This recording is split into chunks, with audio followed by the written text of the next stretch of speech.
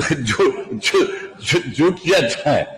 अभी थोड़ा देर पहले कह रहे थे, तो इसलिए जब चुनाव होने वाला है तो आप लोग सोच लीजिए कि फिर चुनाव में जीतेंगे और हम लोगों की पार्टी का काफी वोट आएगा।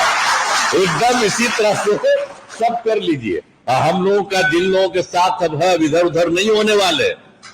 शुरू में वही हुआ था, अब बीच में ये गड़बड़ी कुछ लोग कर दिया था, एगो को झूठे बिना मतलब का, और वो लोग आ करके जब उसको किए तो कितना इधर उधर गड़बड़ सड़बड़ कर रहा था।